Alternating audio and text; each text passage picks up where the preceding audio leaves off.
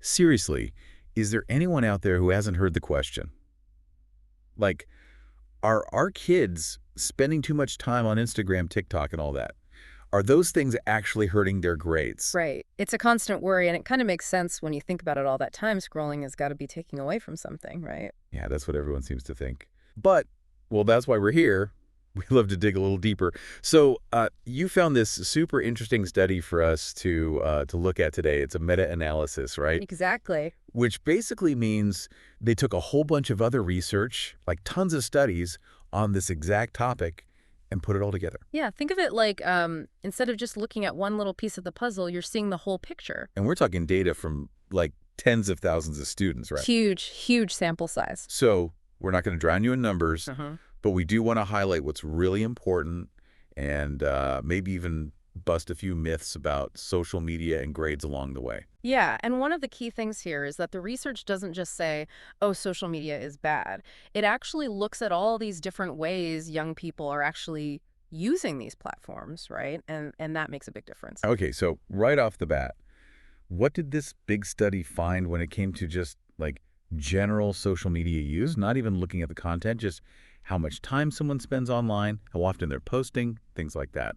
So overall, they did find a small negative connection between general social networking site, we'll call SNS from now on, using roads.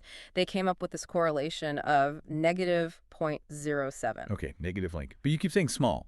Like how small are we talking? Should parents be freaking out? Well, statistically speaking, yeah, across all those studies, it shows up. But in the grand scheme of things, it's a pretty minor effect. I mean, think about all the stuff that can affect a student's grades, right? Their study habits, how good their teachers are, what's going on at home. Compared to all that, general social media use is like a pretty small factor. Okay, so if the overall impact is fairly small, what are some of the theories about like why there's even that small negative connection? I think the one we hear all the time is, you know, time spent on social media equals less time studying. Right, right. The time displacement. It's totally intuitive. Like every minute you're on your phone, you're not reading a textbook. Right.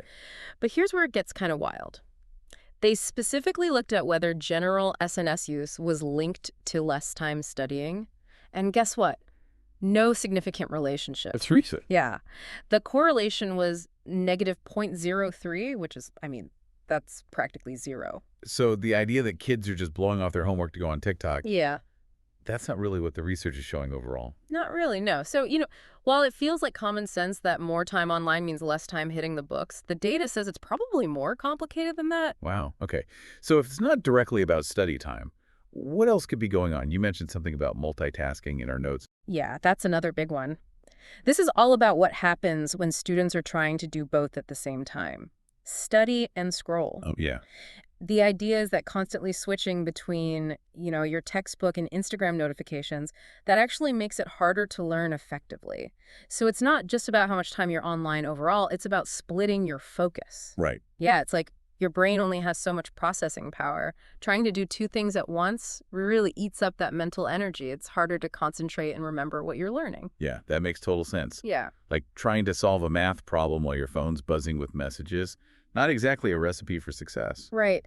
And while this particular meta-analysis was mainly focused on those direct links, there's a ton of other research out there suggesting social media could have like these indirect negative effects on academics too. Okay, so it's not all black and white. Exactly. It's way more nuanced than that. But hold on, we also have something in the outline about a positive side to social media use.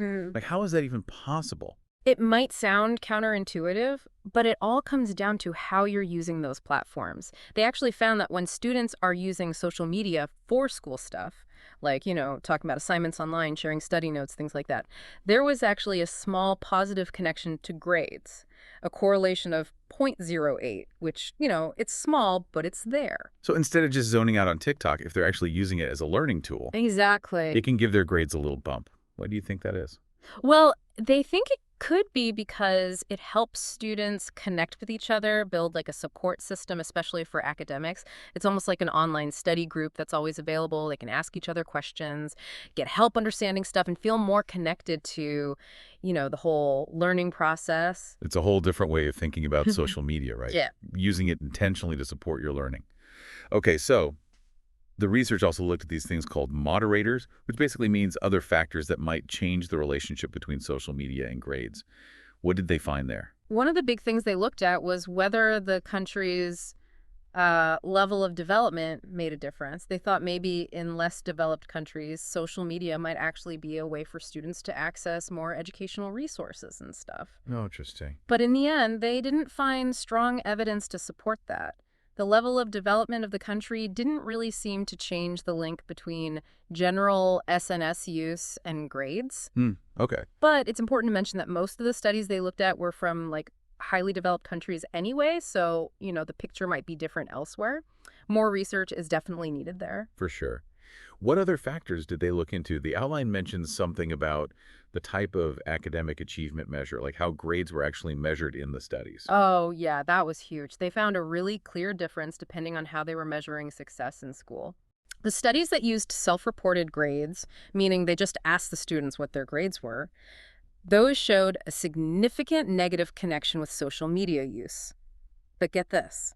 The studies that used documented grades, like the official ones from school records, showed no significant link at all. Wow, that's a pretty big difference. Yeah. What do you think is going on there? Well, maybe there's a little bit of social desirability bias creeping in. Students who use a lot of social media might be a little less likely to report, just how much they're using it. Right, gotta look good. Exactly. And maybe they're not underreporting their grades as much. That could definitely skew the results and create that negative connection in the self-reported data that's not really there when you look at the actual grades. So, it just shows how important it is to consider how you're measuring things. For sure. Makes you wonder how much other research might be affected by stuff like that, Mm. Like, are we really getting the full picture if we're just relying on people to tell us what's going on? Yeah. What other methodological things did they look at?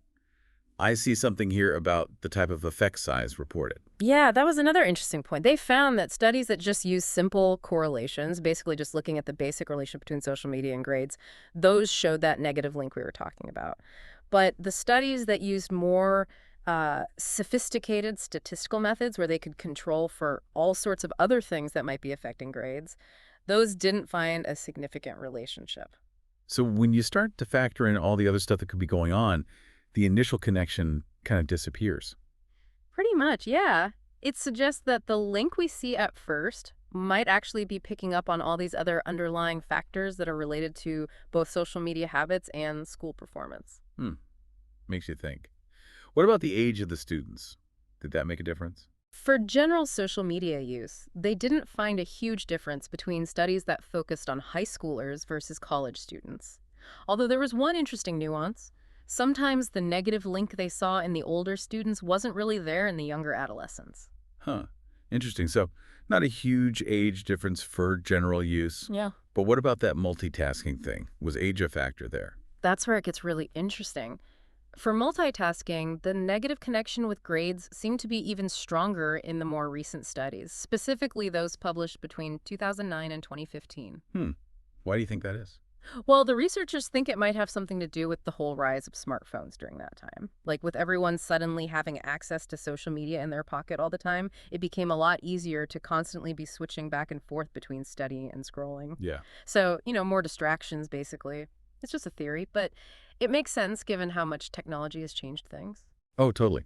Okay, one last thing before we wrap up all the main findings. The outline mentioned something about publication bias. What's that all about? Oh, yeah. Publication bias is this thing that can happen in research where studies that find something really interesting, like a big effect or a surprising result, they're more likely to get published than studies that don't really find anything. Right. And that can be a problem for meta-analyses because it can make it seem like the effect is bigger than it really is. But the good news is that in this case, the researchers did all sorts of checks and didn't find strong evidence of publication bias. So that means we can probably trust their findings a bit more. Okay, good to know. So we've talked about a lot. Let's recap for our listeners. What are the big takeaways here? So first of all, that whole idea that general social media use is going to completely tank your grades, probably a bit overblown. The negative link is there, but it's pretty small. Secondly, if you're trying to study and scroll at the same time, yeah, that multitasking thing seems to have a bigger negative impact. But thirdly, and this is the good news, if you're using social media specifically for learning and schoolwork, it can actually help. And of course, we have to remember that how we measure academic achievement matters. What students say about their grades might be different from what their actual school records show. Totally. And that simple idea that more time on social media equals less study time equals worse grades, not really supported by the research. So way more nuanced than we often hear. Absolutely. And that leads me to a thought for our listeners. Like, given everything we just talked about, what does it even mean to be a heavy social media user in a way that really matters for your learning? Is it just about how many hours you're online, or is it more about what you're doing during that time? Yeah. Are you mindlessly scrolling, or are you actively connecting with people, getting help with your schoolwork? Are you trying to do while you're studying, or are you taking breaks? I don't know, it makes you think about your own habits, right? It really does. And it opens up so many questions for future research. Like, what if we followed students over a longer period? Right. Could we see how these things play out over time? What about looking at specific platforms? Like, is TikTok different from Instagram? Hmm.